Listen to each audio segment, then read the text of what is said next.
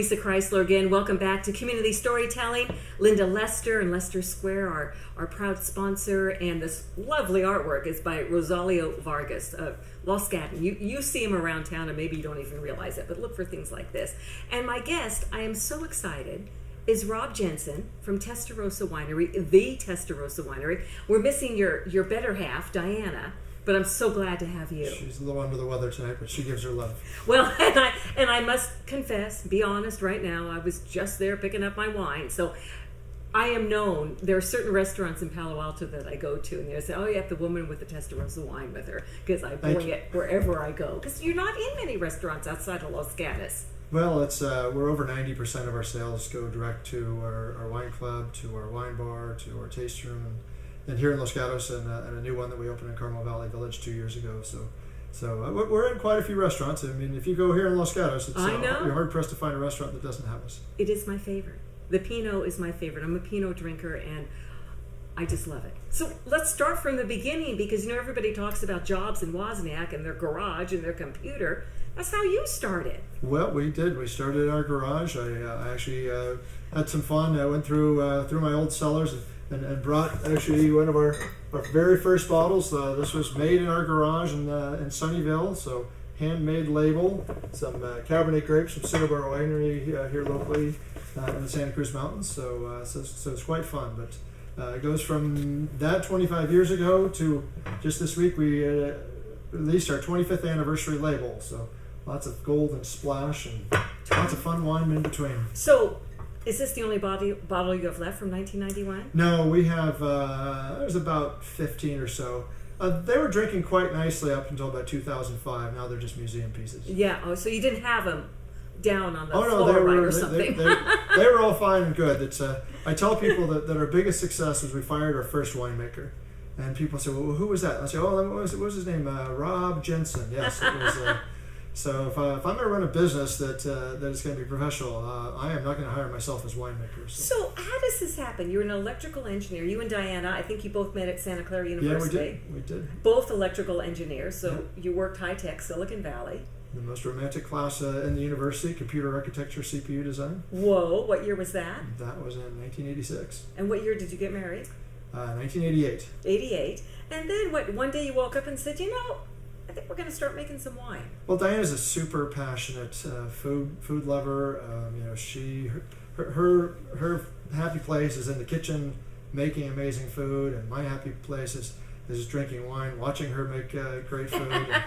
So food and wine, they're two fingers in the same glove, and it was just we would go to restaurants and of course have great wine. And where are some of the greatest restaurants? Well, they're near vineyards and near wineries, so that was a big part of our early dating. Really? That's how it started. Absolutely. Just because you love the wine so much. Absolutely. Because it's not easy to make a bottle of wine.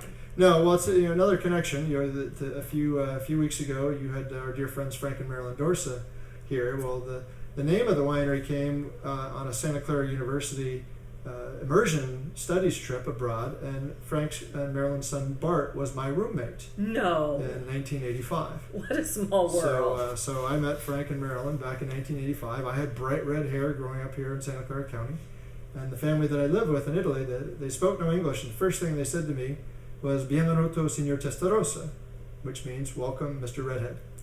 So if you look at our labels, the Rosa is in red. Yes. That means red, and Testa means head. So that's my nickname from when I was a student, with Bart as my roommate. And why I bring up the Dorsas is I actually was an older student than most of the others. I took 2 years off to try to qualify for the Olympics in cycling in 1984. And the professor, Victor Vari, and his wife Julia, and Frank and Marilyn would go out to these fancy dinners in Umbria and Tuscany. And they felt kind of pity on me because I was older, and instead of going to get pizza and beer with the other younger students, they started inviting me to some amazing restaurants and some amazing wines. And that changed my life. And did you go to UC Davis to study? So our winemaker, Bill Brousseau, he's a St. Francis High School graduate here locally. He went to UC Davis. He's been our winemaker for 18 years, 19 vintages now. I did extensive extension classes at UC Davis, and winemaking and wine marketing and vineyard development. We had a very small vineyard off of Zionty Road our first 5 years. Where is that? Zionty Road is between Bear Creek Road and Highway 17. So if you're familiar with where David Bruce Winery is, Yes. it's about 2 miles south of where the David Bruce Winery is. Can I say I love David Bruce too? David is a real pioneer and a really great guy. Yes. And Catherine Kennedy. Yep. Well, those are my 3 local favorites, probably. When you come to that, Marty Mathis is Catherine's son, has been the managing owner and winemaker for decades there. Marty has as big of a hand in us starting as anybody. When we had our small, we were boasted about our 4,000 square foot place in Sunnyvale, and people said, "Well, that's a big house." I said, "No, that's the lot. It was 80 by 50s." And the garage is even smaller. And the garage is even smaller. Well, on President's Day, 1990, we went out to Catherine Kennedy's open house, and Marty gave me some cuttings of his Cabernet, which I took home and dutifully planted in my front yard in Sunnyvale, and tended those vines, and ended up taking probably 24 classes at UC Davis over these vines that Marty gave me. So I blame him. I mean, I give him credit for. So it's a family. It is. Yeah, all you winemakers are a family. It really is. I mean, it's competition, but you all want each other to thrive. We all boats rise on a high tide. So I want him to do well, and he wants us to do well. So I think Diana left High Tech first before you did. Yeah. So so we started our first vintage in '93, our first commercial vintage, which do a little plug for Draeger's in 1994. $21.99. $21.99. That same wine now is closer to $40. But she quit her job in 1994. Our son, our oldest, Nick, was 1 year old then, and I was working for a small software startup that we were hoping would go public. Unfortunately, it did.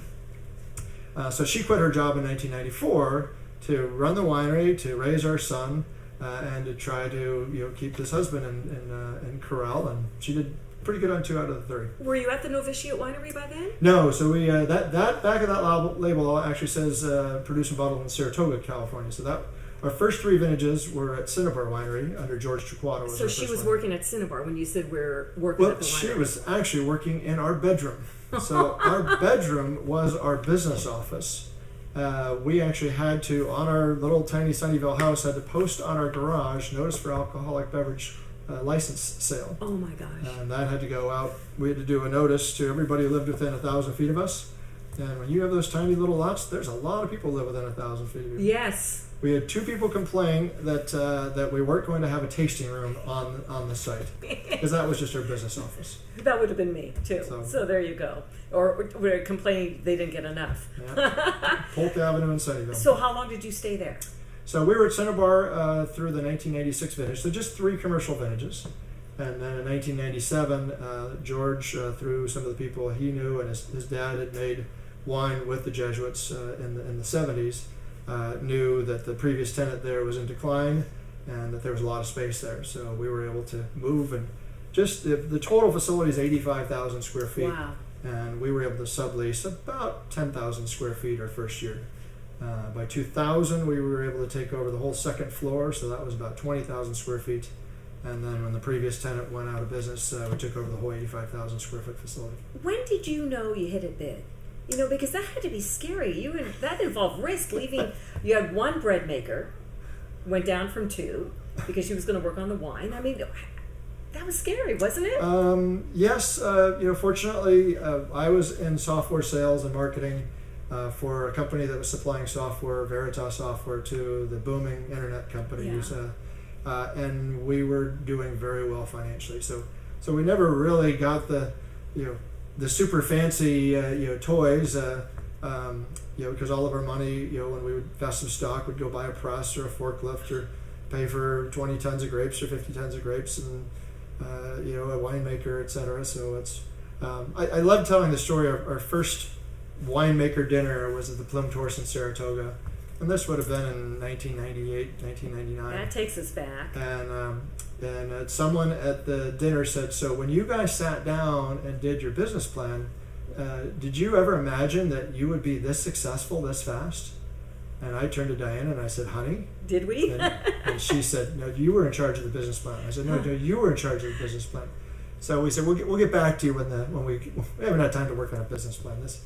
I don't think you need to. No, well, At this point. it was just a hobby. Our original name was Hobby Run Amok Cellars, so it was just kind of we would make it, and then people wanted to buy it, so we made some more, and people wanted to buy it, and by 1999, James Lauby from Wine Spectator had selected us as one of the 8 hottest new wineries in California. I believe that. By 2001, we were being sold in 38 states and 9 countries. Wow. So you could get Testarossa at the Four Seasons in Hong Kong, at the Harrods Department Store in London, at the Grand Hyatt in Dubai. It was just crazy. It was just insane. Ever have to pinch yourself? Oh yes, we pinch ourselves every day.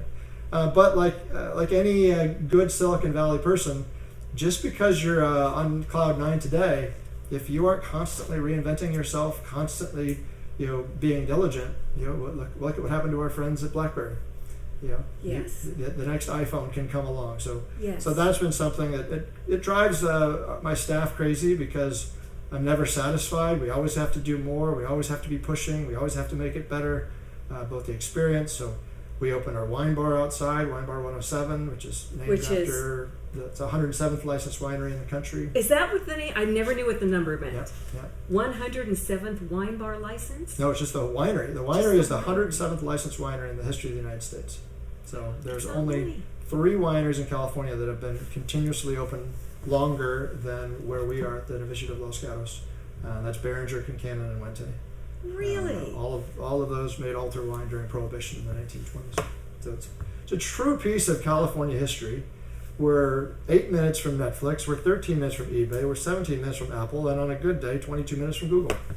But we have this 19th century winery. And you're 17 minutes from my house. Yeah. That's the most important one. Well, and I brought another treat. We had one of our great customers, Marilyn, brought us a 1929. Oh my get that in the camera. gosh. So this is a 1929 Novitiate Angelica. It's very old. It's also my father's birth year. No. But it's also right in the middle of Prohibition. So to find a 1929 labeled wine is quite spectacular. So how do you think that tastes? Well, as I tell many people that with these older wines that they were never particularly good when they were bottled. So when you add 90 years to it, would you like to find out? No, you don't. We'll keep it as a museum piece. Oh my gosh, I'll tell you a funny story when we come back. We got a break here. I'm having the time of my life. I hope you are too. Rob Jensen, Mr. Testarossa of Mr. Testarossa Winery. We're just missing his wife Diana, but I'm glad we have you, and we'll be back in just a minute.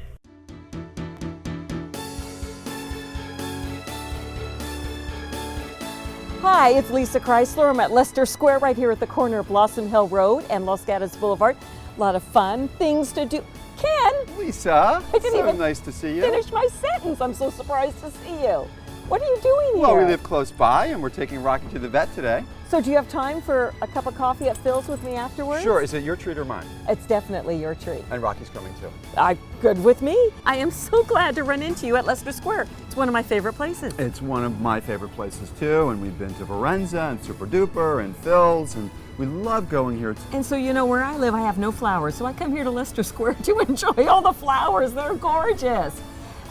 So the motto here that Linda Lester coined is meet me at the square, or meet us at the square, or meet your besties at the square. I meet everybody at the square. It's Leicester Square in Los Gatos. Come on by, and cheers. Yes. Hi, welcome back to Community Storytelling with my guest, Rob Jensen of Testarossa Winery. And I'm just having the time of my life listening to how you got here, because this is a big deal. I don't get to sit next to many people like you in Testarossa Winery. I mean, I'm there a lot. I love it. Is it okay if I said that? Oh, you don't. You certainly don't need me. I mean, you are getting so big. Yes, we do. We need every single person. So, do you drink only your wine? Oh no, we at home we probably 80% of what we drink are our friends' wines. So we have a lot of friends in the industry. We want to keep our palates fresh. So we drink a lot of our own wine, of course. Like tomorrow night we have our annual harvest festival, our harvest dinner, I should say. And that's a 100-person dinner that sells out months in advance. That's the ending harvest. So we ended harvest on November 1st this year, which is quite late. We had just a super mild summer, and the ripeness of the grapes is just fantastic. So So we drink a lot of our wine at our own events, but at home we drink our friends' wines. What makes a good wine? I mean, there are so many wineries out there, and I've visited many of them, as we all have on wine tours. And you go, it's okay. I mean, but nobody ever says that about Testarossa wine. What is the difference?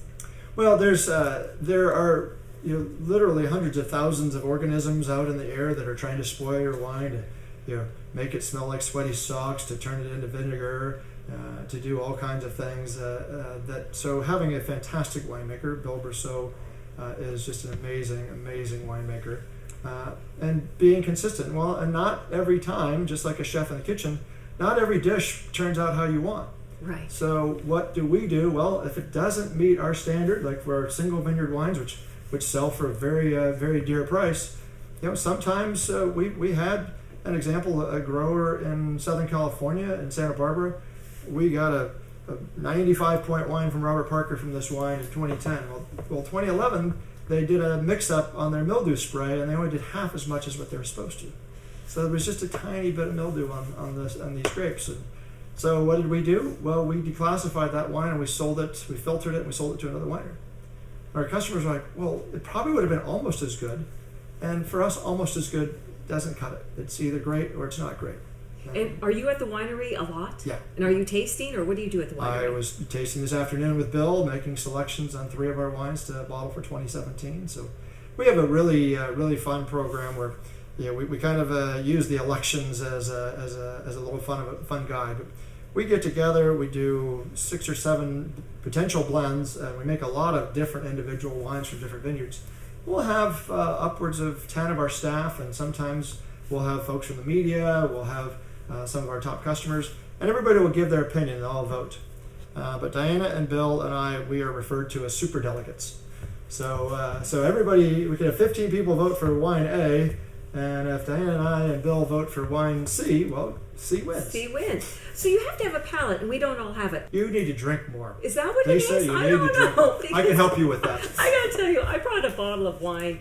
I don't know, my late husband used to like to buy wine, and this wine must have been, I don't know, from the 80s maybe, whatever. I brought it to the grill at the Fairmont, and they opened it up and they pour it, and he said, and I said, I don't know if it tastes okay.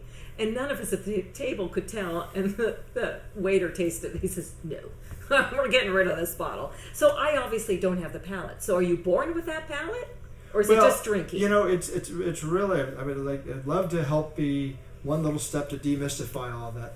My best friend growing up, he got his master's degree in electrical engineering from MIT and a perfect score in the SATs. I mean, a brilliant, genius guy. And then he became a medical doctor because he was bored with being an engineer. Well, he came over to the house several years ago and poured him a glass of wine. And I said, what do you think? He says, well, I don't know. I said, what do you mean you don't know? He said, well, I don't really know wine, so I don't know what I'm supposed to like. I said, let's make it really simple. When you put it in your mouth, does it hurt or does it feel good? Oh, it feels good. Do you want to take a sip or do you not want to take another sip? I want to take another sip. Then you like it. It's that simple. It doesn't matter what some magazine in New York or some blogger in Napa says. Do you want to take another sip? If the answer is yes, you like it. If the answer is no, you don't. And it doesn't matter what other people think. See, I enjoy your cuvee, which is very reasonably priced, as much as I might, a bottle I get for my wine month, which is at least double the price. Yeah. So I don't know, the cuvee tastes wonderful. Well, then you should buy 2 bottles of the cuvee. I do. Don't you worry. Don't you worry. So I want to talk a little bit about you and the community, because I do a lot of events. I'm at a lot of events, and your marketing director, Julie Scapazzi, is always at them pouring wine that was donated for free. I'm on the Presentation High School board. We get our wine from you guys for this fabulous price. You do so much in the community. What made you do that? What makes you do that? It's just growing up doing the right thing. I mean, certainly at Santa Clara we have the concept of social justice. Of if you have the means to help make your community a better place, then do that. We don't have a deep pocketbook. The cliche of how to make a small fortune in the wine business is to start with a large one. Fortunately, we didn't find that out until we started with a small fortune. Yeah. So when we get a lot of great organizations that we're involved with, from Presentation, St. Francis High School, where Yes. I just finished as a board member, Eddie and Helen are dear friends from there. Santa Clara, I'm on the board of fellows there, so we do a lot of things there.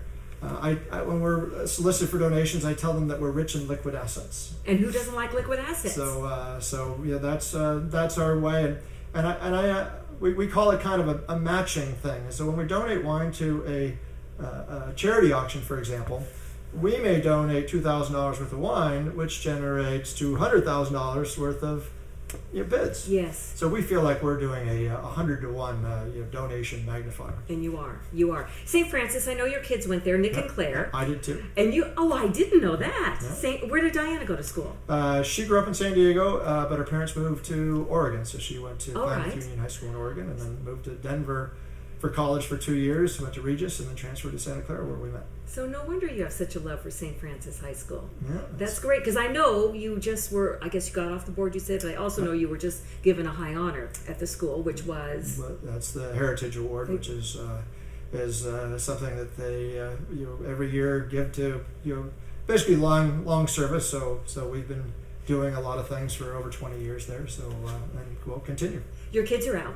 Yep. And are they in the business? So they both graduated from Santa Clara. Claire is kind of in the business. She just got her accounting degree, and she is at a startup cannabis accounting firm in San Francisco. Really? She says, Dad, it's almost exactly like the wine business. We have our farms, and then we have making our intoxicating substances, and we have our regulations, and then we have our sales channels. And so she said, yeah, I never thought I'd go into the wine business, but I kind of did. Yeah. And what does Nick do? And then Nick, he actually, his degree is in civil engineering, also from Santa Clara. He worked on the solar decathlon home there, had great experience there. So he works for DevCon Construction, which is a really fun tie-in because Gary Felicetti and Brett Cisney, who were the CEO and CFO, or the two owners of DevCon, also own the Fogstone Vineyard in the Santa Lucia Highlands in Monterey, which is our largest single grape vineyard. Yes. So we have a little joke amongst us that if we're late paying for our grapes, they can just dock Nick's paycheck. Which Gary and Brett and Diana and I think is funny, and Nick doesn't think it's funny. I can understand that. Oh, do you think it's funny? I do. It's hilarious. And you have wine named after them. Yep. Who came up with that idea? Probably Diana. Well, actually, no. So our very first Reserve blend was in 1995. We had the very unique name of Signature Reserve. Oh, I've never heard that one before. I don't see that on the label that's here. not on there anymore. So in 1997, when we did our first Reserve Pinot Noir, I wanted to have something that was much more personal.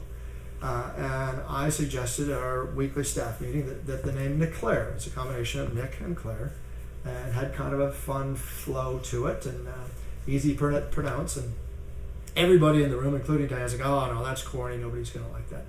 So okay, well next week, who's going to come up with a better name? We'll do that. Next week, who's got a better name? We got nothing. Okay, well, it's That's Claire, it.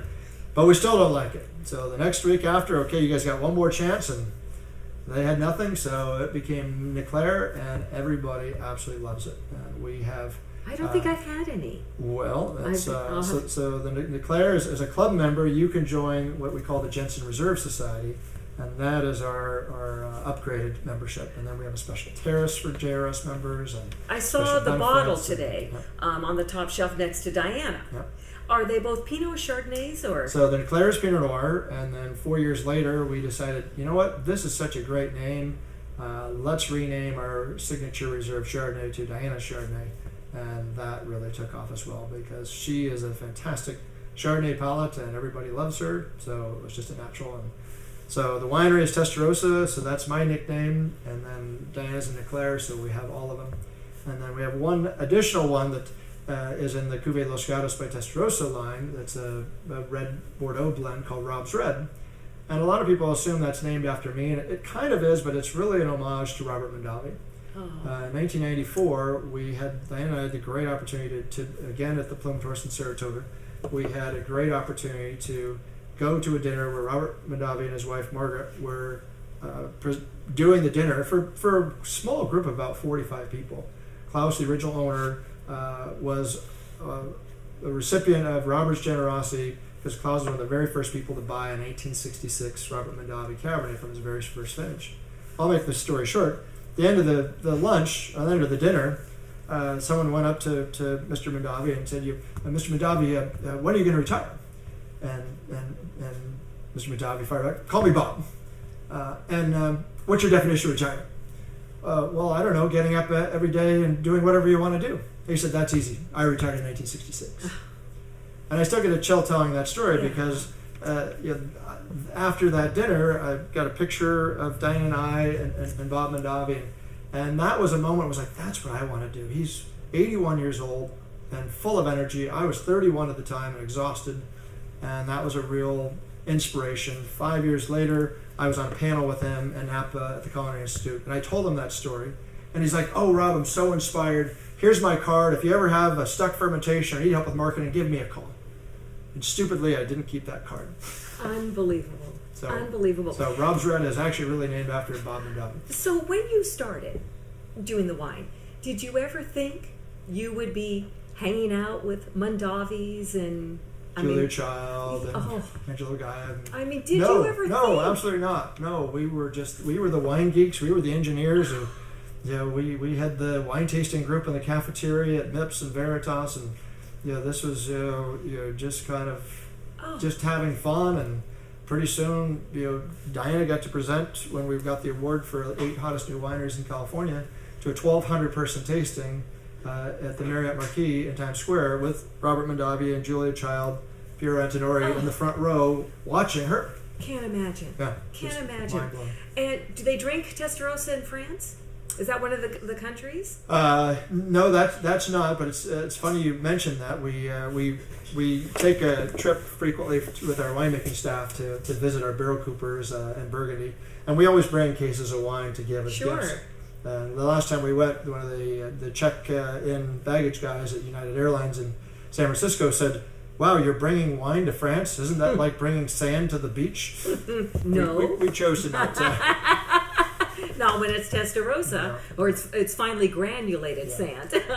Now we actually we don't export anymore. It's 4 times more profitable for us to sell directly to people. We have wine club members in 42 states, so people in Florida, Texas, Illinois. There's still a few states that they really want to fight the Constitution and make it difficult for us, but most states we can sell directly to. Well, I hope you're going to stay where you are, because it's just such a beautiful location in the College Avenue. You keep on driving, and then you just run into this incredible place. Well, and we tell people that we're in Los Gatos, they go, way up in the hills. And I said, no, it literally took us a minute and a half to get from the gate of the winery to Main Street. And it's just beautiful. It's a wonderful place to just sit.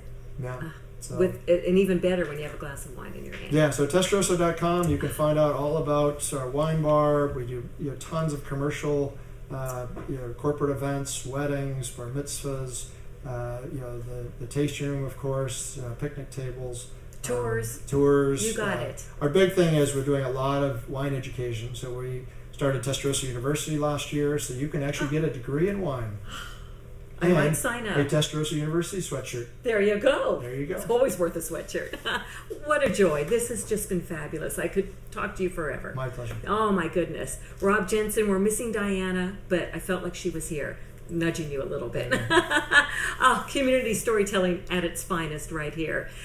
Do you have a story to tell? It doesn't have to be as great as this one, but I'm sure it's pretty darn good.